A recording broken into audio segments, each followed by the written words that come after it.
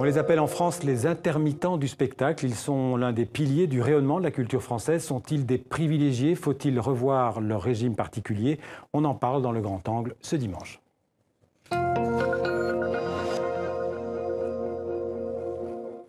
Ce régime ou ce statut des intermittents du spectacle refait régulièrement la une de l'actualité en France. En 2003, par exemple, pour défendre leur régime de chômage, les intermittents avaient provoqué l'annulation du Festival d'Avignon. Aujourd'hui, une partie de ces intermittents refuse une réforme qui se ferait sur leur dos. Avant d'en parler avec nos invités, d'abord un rappel de ce bras de fer avec le gouvernement français. Non, tout est annulé pour ce soir, monsieur. Les annulations se succèdent au 8e printemps des comédiens à Montpellier. Déjà 60 000 € de pertes au 5e jour de grève des intermittents du spectacle. La raison de leur colère, la nouvelle convention chômage validée en mars par les syndicats et le patronat qui durcit leur régime d'indemnisation. Un accord qui impose désormais un délai aux intermittents avant de toucher des allocations des 800 € de revenus par mois. Un texte qui remet en cause leur statut et accroît la précarité de leur emploi.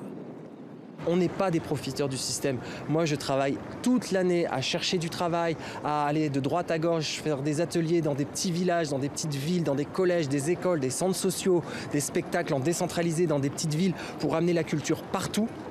Et on n'est pas des gens qui profitons d'un système. Le régime des intermittents a souvent été critiqué et pointé du doigt, notamment à cause du déficit qu'il générait par rapport au régime général.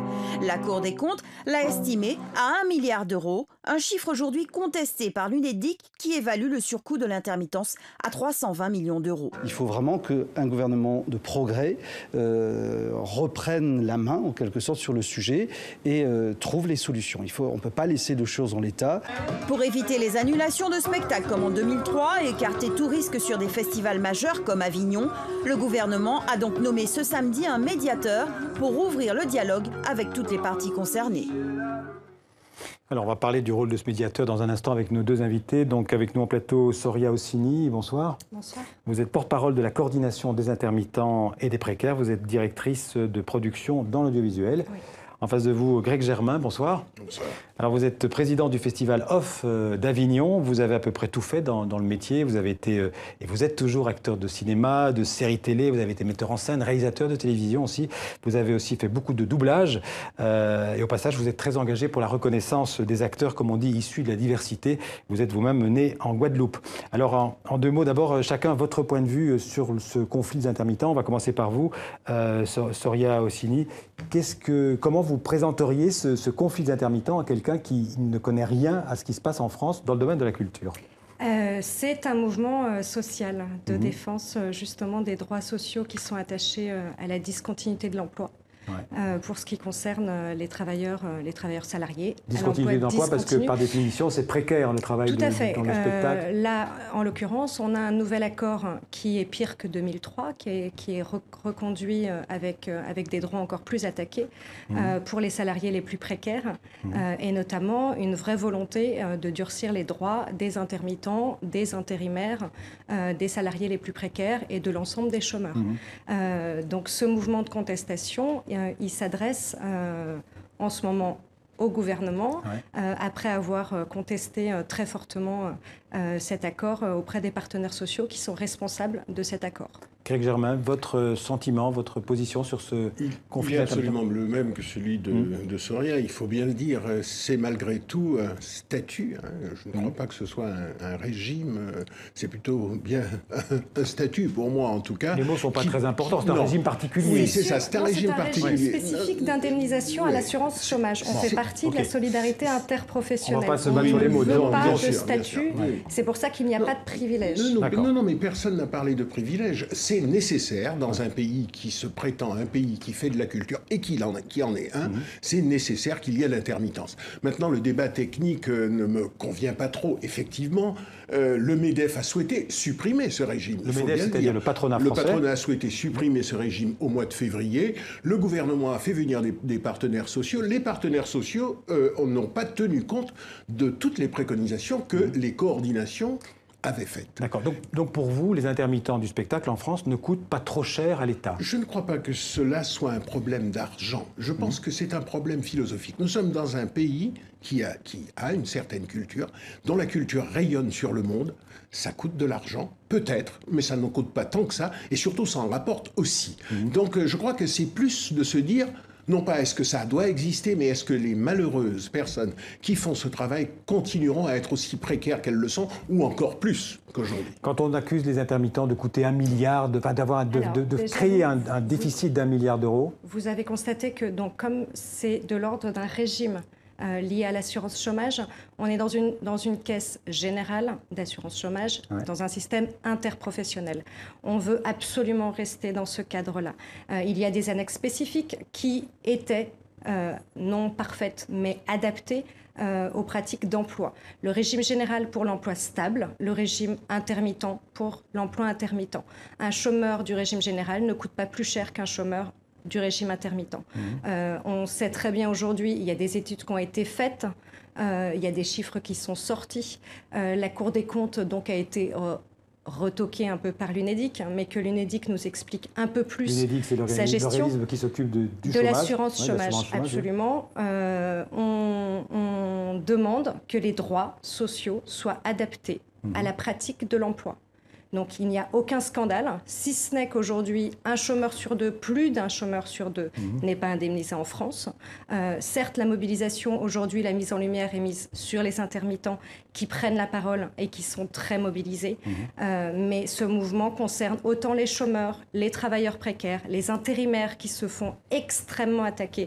Nous savons que nous ne voulons pas être sauvés, tel que le MEDEF laisserait faire dire qu'ils nous ont laissé être sauvés, ou la CFDT qui confirme sa signature. La CFDT donc, est un syndicat proche du Parti socialiste. Qui devrait défendre les droits des salariés et qui ne le fait pas du tout en signant le programme du MEDEF, puisqu'on parle d'accords qui ont été négociés apparemment au siège du MEDEF, avec une copie donnée par le MEDEF, discutée à la marge avec les syndicats. Que 3 syndicats, donc la CFDT, Force ouvrière et la CFTC, ont signé cet accord. Tout à fait. Et la CGT n'a pas signé, donc et la CFE-CGC n'a pas signé. Voilà. Il y a 2 syndicats d'employés qui n'ont pas signé, qui réclament d'ailleurs l'annulation et donc normalement, si tout se passe, si vous voulez, si l'accord est finalement signé et entériné par le 18 juin, Conseil national de l'emploi, le nouvel accord entrera en vigueur le 1er juillet. Est grave, effectivement, c'est le gouvernement qui est immédiatement responsable. Maintenant, nous connaissons le programme du MEDEF. Le patronat a complètement la main, apparemment, sur la question des droits sociaux aujourd'hui en France. Le gouvernement est responsable de l'agrément de cet accord. Le mouvement en cours en ce moment, et particulièrement à Montpellier, mais ailleurs, puisqu'il y a eu des actions nombreuses, multiples, alors, on va laisser redonner la parole une seconde à Greg. Parce que Greg Germain, on a bien compris. Greg Germain, un mot.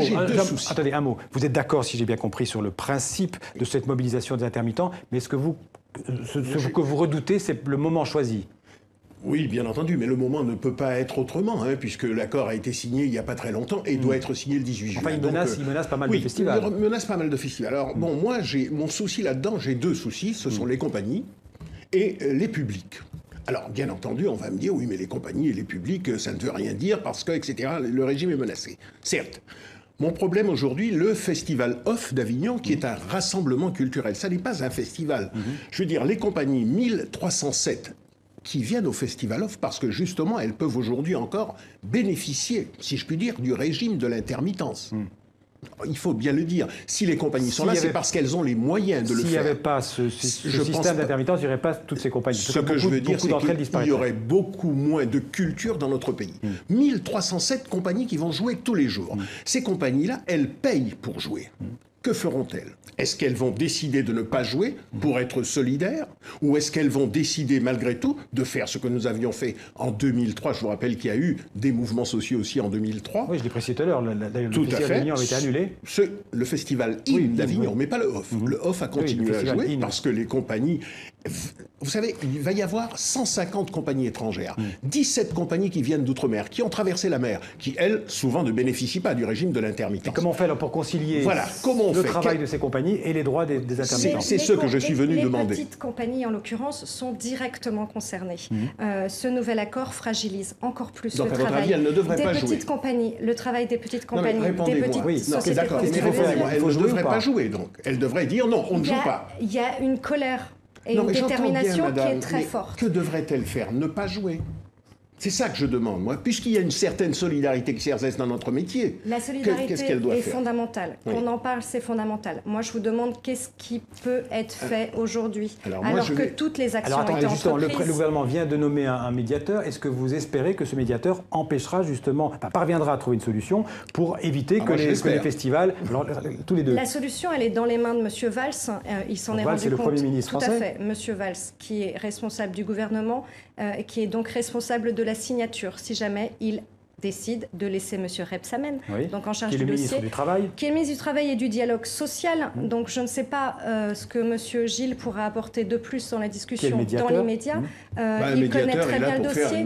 Il sait que cet accord n'est pas adapté, qu'il met en danger... Qu'il met en danger quoi? Moi, ce que je voudrais savoir, c'est qu'est-ce que je fais du public et qu'est-ce que je fais des 1307 compagnies qui vont... Mais non. Aujourd'hui, à Montpellier... Il termine sa phrase. Tout à fait. Mais aujourd'hui, à Montpellier, puisqu'il se passe un événement important...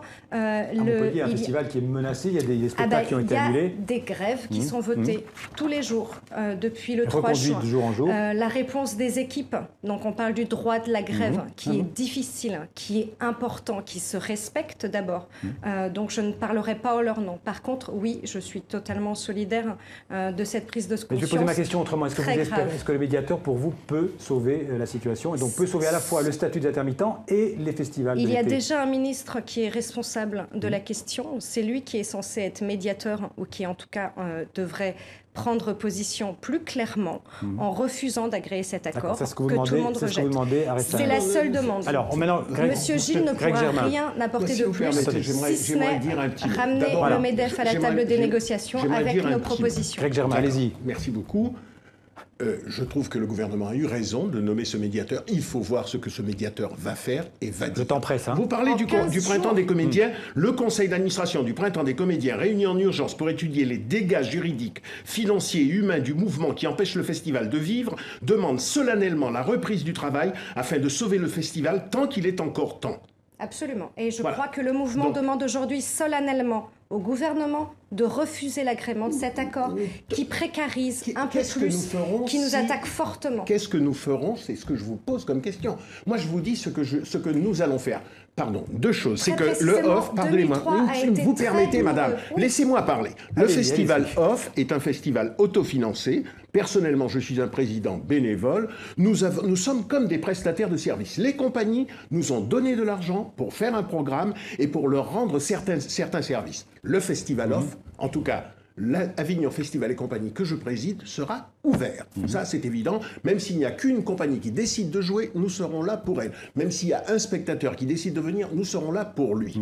La deuxième chose, maintenant, ce que nous ferons, puisque nous apprenons que des coordinations votent des choses, moi, ce que je vais demander lorsque les équipes arriveront à Avignon dès le 25 juin, nous ferons une très grande réunion pour savoir ce que veulent les 1307 compagnies qui ont payé pour venir jouer dans ce rassemblement artistique. Je vais leur poser la question et ils feront ce qui... Vous savez, le OFF est divers, multiple, et il répondra lui-même. On comprend bien que vous voulez sauver votre festival, et on le comprend. Vous comprenez aussi le problème des intermittents, et vous dites le droit des intermittents passe avant.